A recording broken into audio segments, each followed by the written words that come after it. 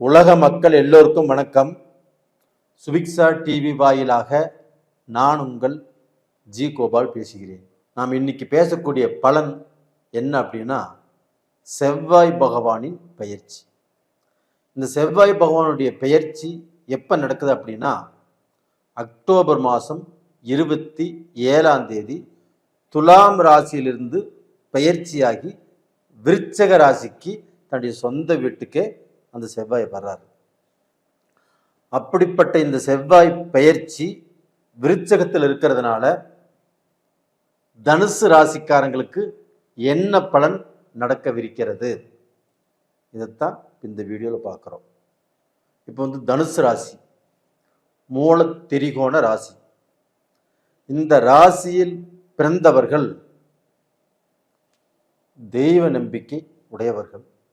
அதே சமயத்தில் இவங்களுக்கு எவ்வளவு கஷ்டம் வந்தாலும், எவ்வளவு சோதனை வந்தாலும், எவ்வளவு வறுமை வந்தாலும் அந்த தெய்வத்து மேலே வச்சிருக்கக்கூடிய நம்பிக்கையை மட்டும் விடமாட்டாங்க. எப்படி இருந்தாலும் நான் வழிபட்ட தெய்வம், நான் கும்பிட்ட தெய்வம் என்னை கைவிடாது அப்படின்னு நினைக்கக்கூடிய ஒரே ராசி தனுசு ராசி தான். இந்த தனுசு ராசியில் பிறந்தவங்க நல்லா டிப்டாப்பாக ட்ரெஸ் பண்ணுவாங்க.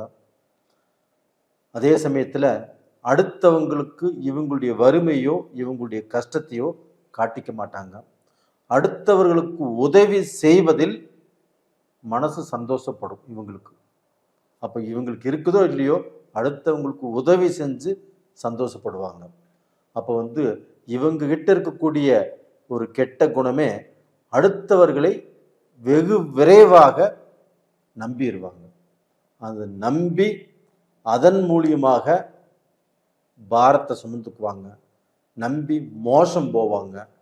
இது மாதிரி பல பிரச்சனைகளை சந்திச்சு இன்னைக்கும் வாழ்க்கையில் 170% பேர் நிம்மதி இல்லாமல், சந்தோஷம் இல்லாமல், தான் சம்பாரிச்ச சொத்தையுமே இழந்து தனக்கு பார்த்தீங்கன்னா பிரச்சனைகளை தானே தேடிட்டு ஒரு குழப்பத்தோடு வாழ்ந்துட்டு இருக்கிறாங்க. அவர்களுக்கு எல்லாம் ஒரு விடிவு காலம் கிடைக்குமா அப்படிங்கிறது தான் இந்த வீடியோனுடைய பதில்.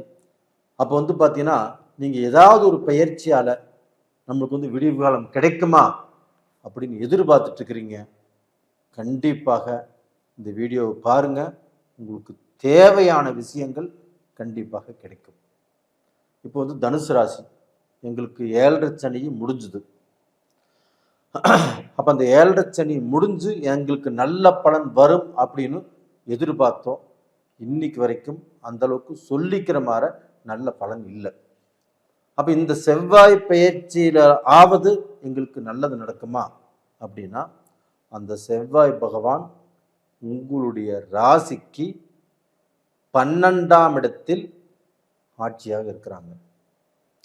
அப்போ பார்த்தீங்கன்னா ஒரு ஜாதகத்தில் தனக்கு 12ஆம் அதிபதி 12ஆம் இடத்திலேயே ஆட்சி பெற்று குரு பார்வையும் பெற்று நல்லா ஸ்ட்ராங்காக இருக்கிறார் அப்படின்னா கண்டிப்பாக உங்களுக்கு அதனால் பலன் கிடைக்குமா கிடைக்காதா அப்படின்னா கண்டிப்பாக கிடைக்கும்.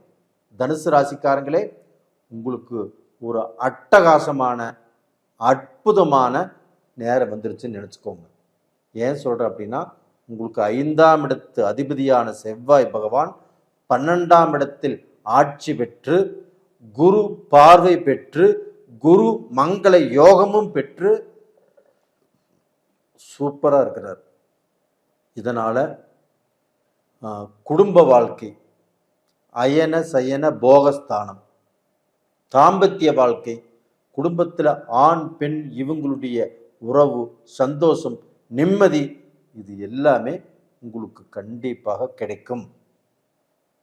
இப்போ மனைவி பிரிஞ்சு வாழ்கிற, மனைவி கிட்ட பார்த்தீங்கன்னா மனஸ்தாபத்தோடு இருக்கிற, மனைவி கிட்ட நல்லபடியாக பேச முடியலை, இல்லை பார்த்தீங்கன்னா மனைவி கணவன் கூட பேச முடியல, கணவன் கூட மனஸ்தாபத்தோடு இருக்கிற, இப்படி இருக்கிறவங்க இந்த பீரியடில் ஒன்று சேருவீங்க, சந்தோஷமாக இருப்பீங்க. உங்களுடைய மனக்கவலை மன கஷ்டங்கள் கண்டிப்பாக தீரும். அது போக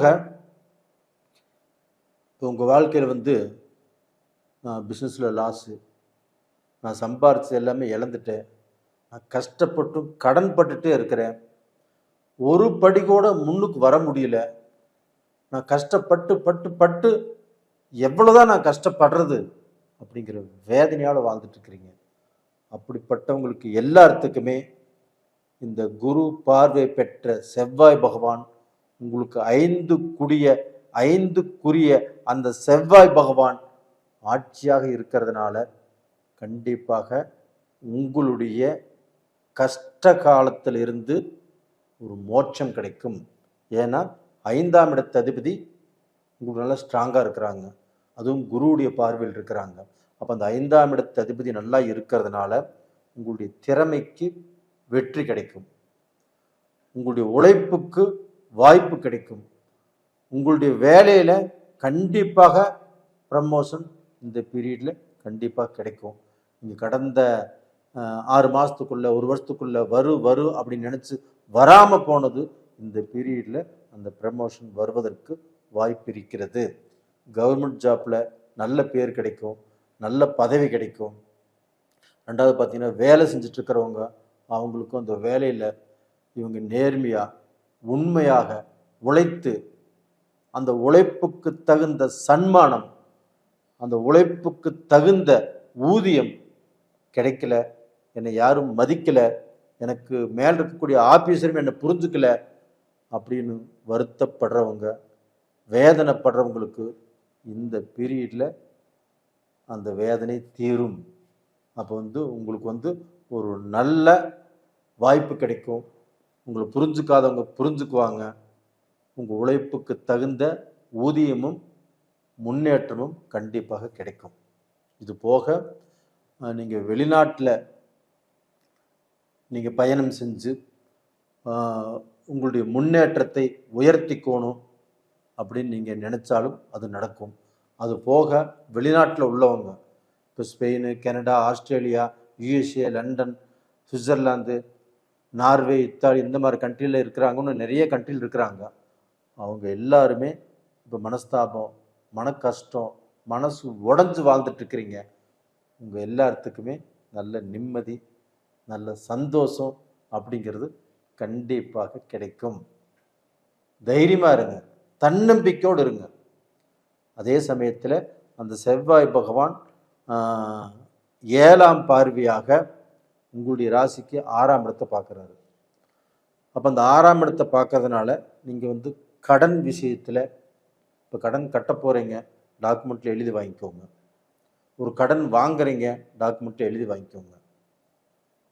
ரெண்டாவது பார்த்தீங்கன்னா அடுத்தவங்களை நம்பி ஒரு ஜாமீன் போட வேண்டாம். நான் சொல்கிறது நல்ல ஞாபகம் வச்சுக்கோங்க, அடுத்தவங்களை நம்பி எந்த காரியமும் செய்ய வேண்டாம். அடுத்தவங்களை நம்பி ஒரு இடத்துக்கு நீங்கள் கோடை போய் அவங்கனால நீங்கள் பாதிக்கப்படக்கூடிய அளவுக்கு வாய்ப்புகள் இருக்குது. அப்போ ஃப்ரெண்ட்ஸ் சர்க்கிள் கூட இந்த பீரியடில் சேர்ந்துட்டு கூட்டாக போவதை நீங்கள் தவிர்த்துருங்க. அப்போ எதுவாக இருந்தாலும் குடும்பத்தில் ஷேர் பண்ணி செய்யுங்க. உங்களுக்கு வரக்கூடிய பிரச்சனைகளிலிருந்து நீங்கள் தப்பிச்சுக்குவீங்க, கண்டிப்பாக நல்லா இருப்பீங்க. அதுபோக அந்த குரு பகவானும் உங்களுடைய குடும்பஸ்தானத்தை பார்க்கறதுனால கண்டிப்பாக உங்கள் குடும்பம் நல்லா இருக்கும், வரவு செலவு நல்லா இருக்கும், நீங்களும் நல்லா இருப்பீங்க. தைரியமாக இருங்க. நேயர்களே, இந்த பீரியடில் நீங்கள் வணங்க வேண்டிய தெய்வம் எடுத்துட்டிங்கன்னா விநாயகர். அந்த விநாயக பகவானை திங்கட்கிழமை நாளில் ஒரு சொம்பு தண்ணி ஊற்றி அருகம்புல்லை வச்சு மனசார கும்பிட்டு வாங்க. மனம் போல் மாங்கல்யம் சொல்லுவாங்க இல்லையா, மனம் போல் பாக்கியம் உண்டாகும். கண்டிப்பாக நல்லா இருப்பீங்க. நேயர்களே, இந்த பதிவு பிடிச்சிருக்குன்னு நினைக்கிறேன். லைக் பண்ணுங்கள், சப்ஸ்கிரைப் பண்ணுங்கள், உங்கள் ஃப்ரெண்ட்ஸுக்கும் உங்களுடைய உறவினர்களுக்கும் ஷேர் பண்ணுங்கள். உங்களிடமிருந்து விடைபெறுவது உங்களின் ஜி கோபால். நன்றி, வணக்கம்.